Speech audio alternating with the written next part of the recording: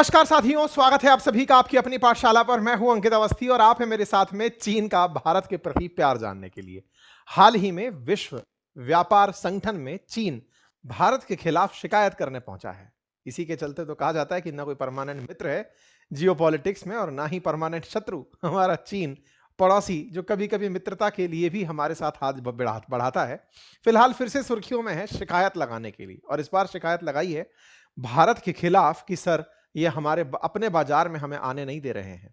ऐसे में इन तीनों के बीच में बन रही ये तिकड़ी क्या बिगड़ने जा रही है, चर्चा करेंगे। भारत और चीन के बीच के संबंधों में शिकायत कहां से आ गई, आइए इसके बारे में चर्चा करेंगे। और चर्चा होगी इस बात की कि चीन वर्सेस भारत की इस लड़ाई से किसे फायदा हो सकता है। और कहीं ऐसा तो नहीं है कि ये शिकायत एक कॉर्नर में चल रही है, बाकी व्यापार तो चलने दो जैसा चल रहा है। सारी बातें बताएंगे, लेकिन उससे पहले शिकायत कहां हुई है ये तो जान लीजिए।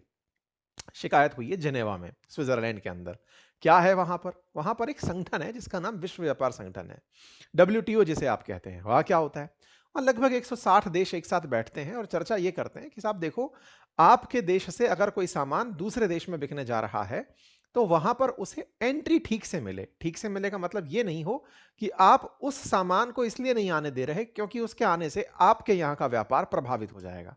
एक तरीके से व्यापार पूरी तरह फ्री ट्रेड हो, किसी प्रकार की किसी पर कोई टैरिफ ना लगे, किसी प्रकार को कोई टैक्स ना लगे।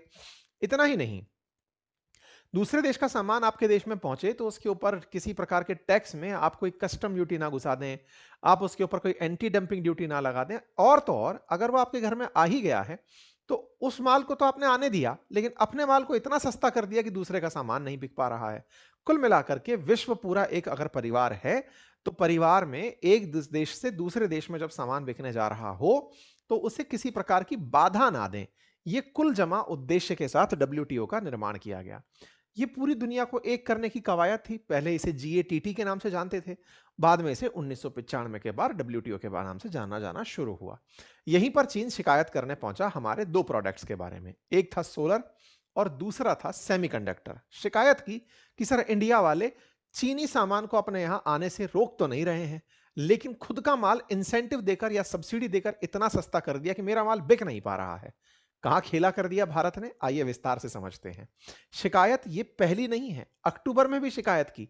अक्टूबर में जो शिकायत की थी वो ईवी के लिए की थी कि ये बैटरी के खेल में सर हमारे साथ खेल गए हैं।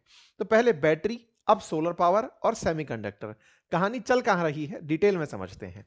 तो भाई साहब, चाइना पहुंचा है भारत के खिलाफ शिकायत करने के लिए। उसने कहा है कि आप डिस्प्यूट कंसल्टेशन में इंडिया के साथ हमें बिठाइए, उनके साथ डिस्कस करिए कि वो क्यों हमारे अपनी डोमेस्टिक पॉलिसी